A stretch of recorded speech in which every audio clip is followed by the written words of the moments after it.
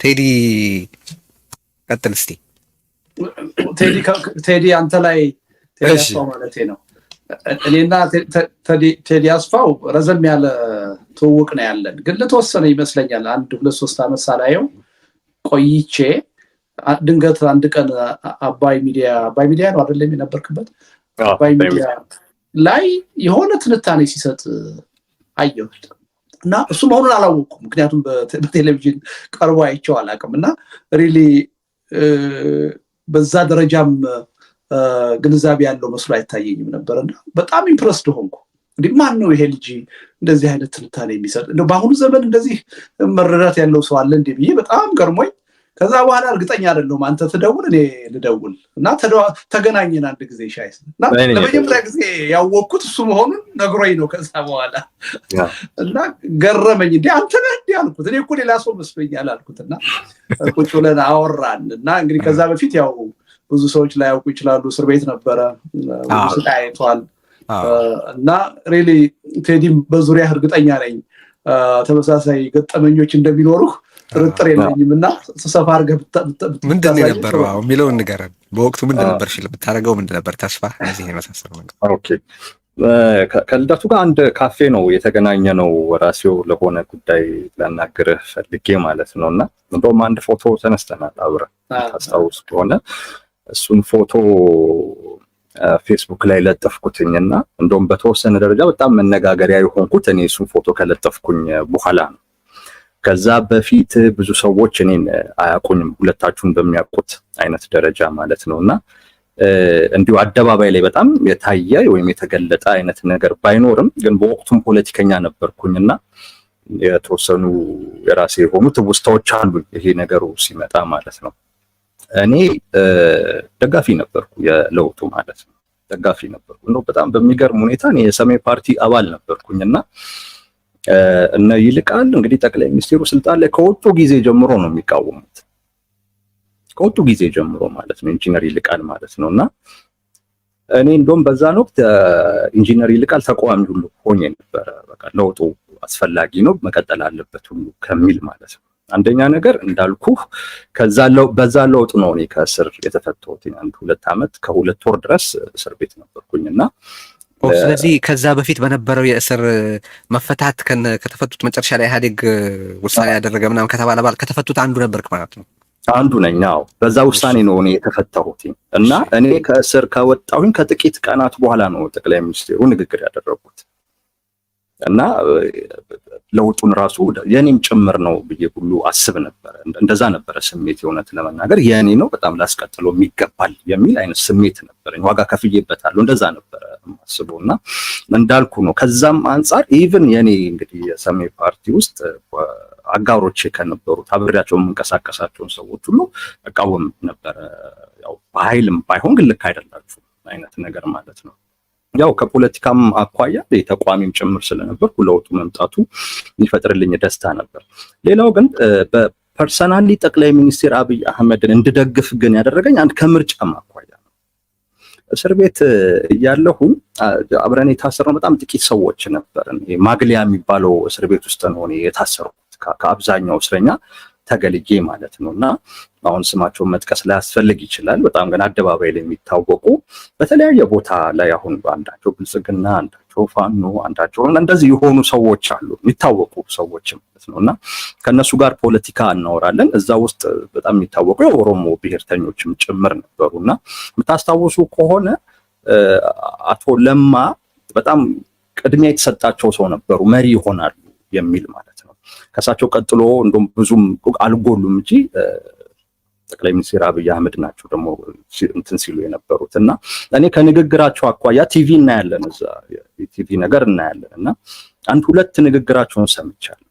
እና ከንግግራቸው አኳያ በተወሰነ ደረጃ ኢትዮጵያዊነትን ምናምን ነገር አይባቸዋለሁ። ስለመደመር ምንም ሲያወሩ የነበረው አንድ ከዛ አንጻር ነው፣ አንድ ከሱ አንጻር። ሁለተኛ እነዚህ የኦሮሞ ብሔርተኞች ያልኳችሁ ሰዎች ደግሞ በፍጹም ጠቅላይ ሚኒስትር አብይ አህመድን በፍጹም አይፈልጓቸውም ነበር። የሚፈልጉት አቶ ለማን ነበር። እና ያንን እኔ የተረዳሁበት አንዱ መንገድ ደግሞ ትክክልም ነው። በተወሰነ ደረጃ ከኦሮሞ ብሔርተኝነት አንጻር አቶ ለማ የተሻሉ ነው ከሚል ግንዛቤ ነበር። ያንንም ሲሉት የነበረው ማለት ነውና እኔ ጠቅላይ ሚኒስትር አብይ አህመድን ግን እደግፍ ነበር እሳቸው የተሻሉ ነው ቢሆኑ የሚለው ማለት ነው። ምክንያቱም በወቅቱ ከነበረው የፖለቲካ ሁኔታ አንፃር ይሄ የአንድነት ኃይል የሚባለው ወይም ደግሞ በብዛት ኢትዮጵያ በማለት የሚታወቀው የህብረተሰብ ክፍል ወይም የፖለቲካ ማህበረሰብ ተገሎ ነበር ብዬ አምናለሁ። ተገሎ ነበር። ስለዚህ ያንን አካል ሊመልስ የሚችል አይነት ነገር ሊያመጡ ይችላሉ የሚል ተስፋ ነበር እና ያንን ሚዛን ያስጠብቃሉ የሚል ተስፋ ነበር። በተለይ ደግሞ ከንግግራቸው አንፃር እንግዲህ ንግግራቸው ብዙ ስህተቶች ያሉበት ቢሆን በወቅቱ ንግግራቸውን እኮ እየነቀሱ ብዙ ሰዎች እኮ ጽሁፎችን ይጽፉ ነበር፣ ንግግሮችን ያደርጉ ነበር፣ የማይጣሉ ማለት ነው፣ የማይወድቁ ነገሮች። ግን እኔ ከስልት አኳያ እሳቸውን መደገፍ ቢያንስ እነዚህን ሁለት ጎራዎች ላይ ሚዛን ሊያስጠብቁ ይችላሉ የሚል እምነት ነበር። ከዛ አንፃር በጣም እደግፋቸው ነበር ጠቅላይ ሚኒስትሩን ማለት ነው። እሳቸውን ወደ መጠራጠር እና ወደ መደገፉን ያቆምኩበት ዋነኛው ምክንያት አንደኛው ይሄ በተለይ ሰልፉ ላይ ከነበረው አኳያ አሁን ብዙ ሰዎች ሰልፉ ላይ የተፈጠረውን ቦምቡን ምኑን ነው ብዙ ሰዎች የሚያስታውሱት። እኔ ግን ኢቨን ሰልፍ አዘጋጆቹን ጭምር በተወሰነ ደረጃ በቅርበትም አውቃቸው ስለነበር የፖለቲካ አመለካከታቸውንም አውቀውም ጭምር ስለነበረ እነሱ ላዘጋጁት ሰልፍ ትልቅ ዋጋ ተሰጥቶት በዛ ደረጃ ጠቅላይ ሚኒስትሩ ሲገኙ ከፍተኛ ጥርጣሬ ነው የተሰማኝ፣ እነዛን ሰዎች ስለማቅ ማለት ነው። እና በጣም ከፍተኛ ጥርጣሬ ነው የተሰማኝ። ቢያንስ ይሄን ጥርጣሬ ውስጥ የከተተ እነዛን ሰዎች አውቃለሁ፣ ሰልፉን ያዘጋጁትን ሰዎች። የምታስታውሱ ከሆነ በመጨረሻው ሰዓት ነው ጠቅላይ ሚኒስትሩ እገኝበታለሁ ያሉት እና የመንግስት መሆኑን የሚያወቁት ከዛ በኋላ። ሰልፉን ያዘጋጁት ሰዎች ግን ምን አይነት የፖለቲካ አመለካከት እንዳላቸው አውቃለሁኝ እና እነሱ ላዘጋጁት የድጋፍ ሰልፍ ራሱ እሳቸው እውቅና ሰጥተው እዛ ላይ እገኛለሁኝ ብለው የራሳቸው ሲያደርጉት ከዛ ጀምሮ ነው በተወሰነ ደረጃ መጠራጠር የጀመርኩት፣ የሆነ አይነት ስህተት እንዳለ የገባኝ ማለት ነው። ግን ወደ መቃወሙ ግን የሄድኩትኝ በጣም ወደ መቃወሙ የሄድኩትኝ ኢንጂነር ስመኘው ሲገደሉ በተለይ እሳቸውን በሚመለከት ያሉት ነገር ማለት ነው። አንድ ስመኘው የሚባል ሰው የሚል ነገር ሲባል እንግዲህ መጀመሪያውንም እንዳልኩ ይነሱ የነበሩ ትችቶች፣ ተቃውሞች የሚወድቁም አልነበሩ። እኔ እነሱን ተቃውሞች መቃወም የምችለው ጉዳይ አልነበረ። ነገር ግን ከፖለቲካ ስልት አኳያ መታለፍ አለባቸው ብዬ ነበር የማስበው ማለት ነው። ጠቅላይ ሚኒስትሩ ላይ ሚዛን ሊያስጠብቁ ስለሚችሉ ካለውም ሁኔታ አንፃር ገና ለውጥም ጭምር ስለሆነ እነዚህን ነገሮች ማድረጋቸው ሊታለፍ ይገባል የሚል ሁሉ ግምት ነበር። እያለፍኩትኝ ነው እንጂ ስህተቶቻቸው ከመጀመሪያው የሚታዩ ነበር እና ይሄ ሰልፉን በሚመለከት ለዛ ሰልፍ ትልቅ እውቅና መስጠታቸው፣ ሰልፉን ደግሞ ከተደረገም በኋላ ደግሞ የነበረውን ፕሮፓጋንዳ ስታይ በተወሰነ ደረጃ ውስጤ እየሻረ መጣ ማለት ነው። ይሄ ወዴት እየሄደ ነው? ሚዛን ያስጠብቃሉ ያልኳቸው ሰው ጭራሽ አንዱን ጎራ በጣም ጠርዝ የሚያስይዝ አይነት እንቅስቃሴዎች ሲገቡ አየሁ።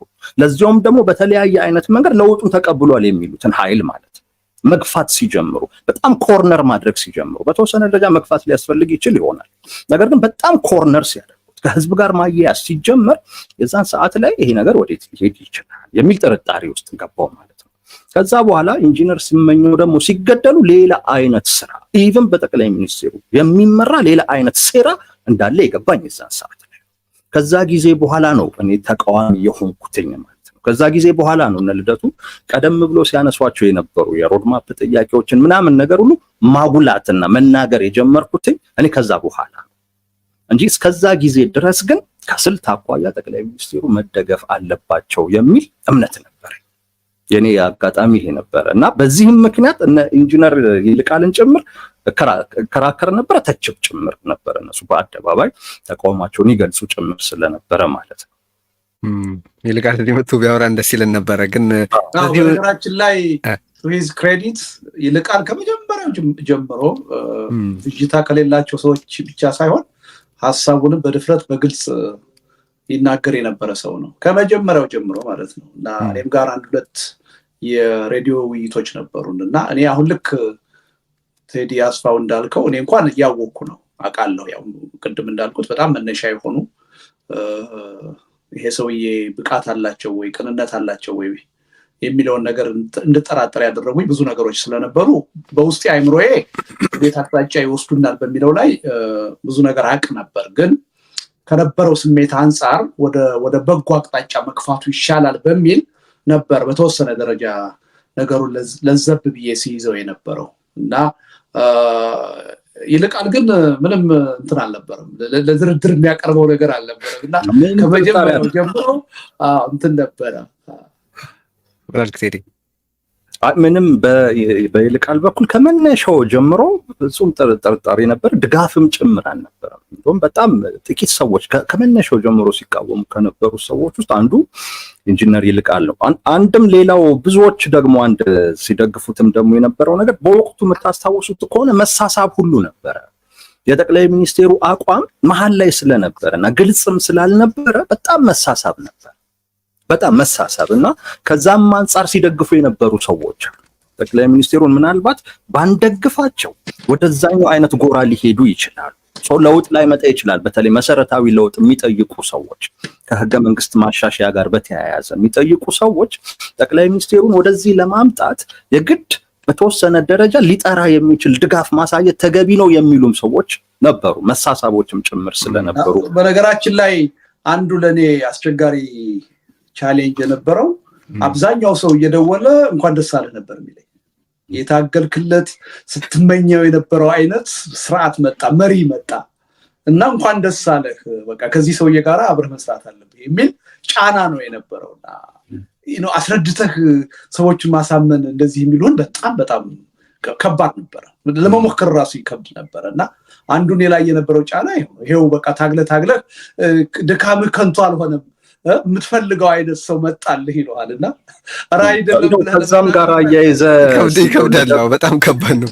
ከዛም ጋር አያይዘ አንድ ልደቱ ራሱን ጨምር ቢያነሳው በተለይ ፋና ላይ የተላለፈ ፕሮግራም ነበር አንተን በሚመለከት እንደውም አንዳንድ ሰዎች የገጽታ ግንባታ ለልደቱ እየተደረገ ነው የሚል አይነት ድምዳሜ ላይ እንዲደርሱ ያደረጋቸው ሰዎች ሁሉ ነበሩ እና በተወሰነ ደረጃ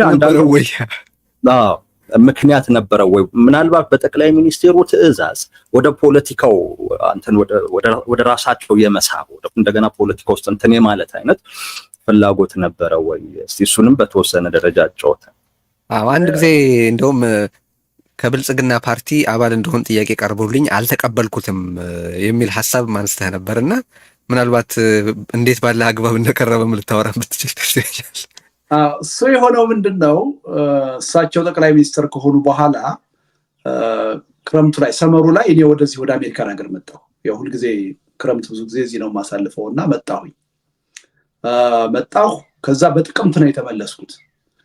ከመመለሴ በፊት እዚህ ሆኜ ጓደኞቼ ከኢትዮጵያ ደወሉ እና ከፋና ቴሌቪዥን ስልካችንን ከየት እንዳገኙት አናውቅም፣ ደወሉልን እና በልደቱ ጉዳይ ላይ ዶክመንተሪ መስራት ስለምንፈልግ ልናገኛችሁ ፈልገን ነው ብለው አሉን። እንግዲህ ላሊበላ ድረስ ሁሉ ሄደው ነው ይሄን ፕሮግራም የሰሩት ሲሉኝ እኔ ምንም የማውቀው ነገር የለም፣ ግን ዞሮ ምን ችግር አለው ብላችሁ ነው የሚጠይቋችሁን ነገር ስለኔ የምታውቁትን ነገር መናገር ነው፣ ሌላ ምን ያስፈልጋል ብላችሁ ነው ያልኳቸው። እና እኔ ዶክመንተሪው የተሰራው እኔ እዚህ አሜሪካ ነው፣ ምንም የማውቀው ነገር የለም። እየተሰራ ስለመሆኑ ግን የተጠየቁ ጓደኞቼ ደውለው ነግረውኛል። በፓርቲ ውስጥ ተሳትፎ የነበራቸው ጓደኞቼ፣ እነዛ ጓደኞቼ ደግሞ አዲስ አበባም ላሊበላም ያሉ ድረስ ተሄዶ ነው ፕሮግራሙ የተሰራው። እና ግራ ገብቶኛል ለምን እንደዚህ ተደረገ የሚለውና አልገባኝም። በአካል አልተገናኛችሁም? ከዛ በፊት ከአብይ ጋር እሱ ነው አልተገናኘንም ስልህ ጠቅላይ ሚኒስተር ከሆኑ በኋላ አልተገናኘንም። ከዛ በፊት እንገናኝ ነበር። ጠቅላይ ሚኒስተር ከሆኑ በኋላ ግን ሳላገኛቸው ነው ወደ አሜሪካ የመጣሁት። በኋላ ልክ በጥቅምት ከዚህ ስመለስ እና ኢትዮጵያ ስገባ ደወሉልኝ። እሳቸው ሲደውሉልኝ ምን ነው ጠፋህብኝ አሉኝ። አይ እኔ አልጠፋሁም አለሁ አልኩ። ምክንያቱም ከተመለስኩ ደግሞ አንድ 13-14 ቀን ሆኖ ነበር ይመስለኛል። ደጋግሜ እኮ ደውዬ ላገኝህ አልቻልኩም። በኋላ ላይ ሰዎች ወደ ውጭ ሀገር እንደሄድክ ነገሩኝ እና በጣም ስፈልግህ ነው የነበረው አሉኝ እና እፈልግሃለሁ ቢሮ እንድትመጣ። እሺ ያልኳቸው ያኔ ቺፍ ኦፍ ስታፍ ነበር መሰለኝ የኋላ የአሜሪካን አምባሳደር የሆነው ሰው እሱ ይደውልልሃል አሉኝ። ደወለልኝ። ፍጹም አረጋ እሱ ደውሎ ሰዓቱን ቀጠሮ ያዝን፣ ሄድኩኝ፣ ተገናኘን ማለት ነው። እና ያኔ ከመጣሁ በኋላ እዛ ፋና ቴሌቪዥን አካባቢ ያሉ ሰዎች በስም ልናገራቸው የማልችል ኮንታክት አደረጉ እና ምንድነው ምን ታይቷችሁ ነው ከምን ተነስታችሁ ነው ዛሬ በጎ ነገር ስለኔ ለመስራት ያሰባችሁት የፈለጋችሁት የሰራችሁት አልኳቸውና አይ ያለቆች ትእዛዝ ሆኖ ነው አሉ። በዝርዝር የነገሩኝ ነገር የለም። ይሄን ነው ያሉኝ። አሁን ያ እንግዲህ ተመልሼ ተገናኘን ከጠቅላይ ሚኒስትሩ ጋር የመጀመሪያው ግንኙነታችን ላይ በሌሎች ጉዳዮች ነው የተነጋገርነው። እኔ ራሴ ለመጀመሪያ ጊዜ ሳገኛቸው በጣም ኮንሰርንድ የሆንኩባቸው 6 ጉዳዮች ስለነበሩ እነሱን ይጀገብቼ ነው በዛ ጉዳይ ላይ የተወያየ ነው እና ራሳቸው ባመጧቸው ጉዳዮች ላይ። ሁለተኛ ላይ ስንገናኝ ግን የፓርቲ አባልነት ጥያቄ ቀረበልኝ እና ያኔ ገና ብልጽግና አልተመሰረተም ነበር፣ ኢህአዴግ አልፈረሰም ነበር። አይ መጠየቀው ጥሩ ነው፣ ነገር ግን እኔ የምን ፓርቲ አባል ሁን የተባልከው ካልተመሰረተ የኢህአዴግ ነው ያሉኝ። የኢህአዴግ ሲሉ ያው የብአዴን ማለታቸው ነው። ሲጠይቁኝ እኔ በብሔር ፖለቲካ እምነት የለኝም፣ ስለዚህ እናንተ ደግሞ ያው የብሔር ፖለቲካ ነው የምታራምዱት እና የየትኛው ድርጅት አባል ሆኜ ልገባ ነው? እኔ በብሔር ለፖለቲካ መደራጀት አላምንም አልኳቸው። ስላቸው እንዴ አሁን እኮ ኦልሬዲ እንቅስቃሴ ጀምረናል፣ ወደ ውህደት ልንሄድ ነው አሉኝ። ሲሉኝ አይ እንደሱ ከሆነ ያኔ ውህደቱን ስትፈጥሩ የፖለቲካ ፕሮግራማችሁን አይቼ እንነጋገራለን አልኳቸው። በዚህ ተለያየን። በዚህ ከተለያየን በኋላ እንደገና ለሶስተኛ ጊዜ ከመገናኘታችን በፊት ኢህአዴግ ያው ፈርሶ ብልጽግና ተመሰረተ። በተመሰረተ ማግስት እንደገና ደወሉልኝ፣ ቀጠሮ ሰጡኝ፣ ተገናኘን። ያኔ እኮ ቃል ገብተሃል ከተዋሃዳችሁ አባል ሆናለሁ ብለሃል አሉኝ። አይ እኔ አባል ሆናለሁ አላልኩም፣ ስትዋሃዱ የፖለቲካ ፕሮግራማችሁን አይቼ እንወያይበታለን ያልኩት አልኩኝ እና ፕሮግራሙን ስጡኝ አልኳቸው። ፕሮግራሙ እንዲሰጠኝ ትእዛዝ ሰጡልኝ። አየሁት። አይ አሁንም በአንድ ፓርቲ ውስጥ ሆኖ ሊያሰራ የሚችል አመለካከት አይደለም ያለን እና እኔ ደግሞ የፓርቲ ኃላፊነትም አለኝ። ስለዚህ ፍቃደኛ አይደለሁም። ስለዚህ በፓርቲ ደረጃ አብረን ልንሰራ አንችልም፣ በአገር ደረጃ ግን በሚያስማሙን ጉዳዮች ተባብሮ ለመስራት በኔ በኩል ዝግጁ ነኝ አልኳቸው እና ያ ዶክመንተሪ እንግዲህ በእርግጠኝነት መናገር ባልችልም ከበላይ አካል የመጣ እንደሆነ አውቄያለሁ። ያው እንግዲህ በዛ ደረጃ በጣም ጥሩ ዶክመንተሪ የሰሩልኝ ሰዎች ናቸው። እንደገና ኋላ የሽግግር መንግስት ጥያቄ ሳነሳና ስታሰር ደግሞ ትልቅ የሆነ ዘመቻ የከፈቱብኝ መደለያ ነበር።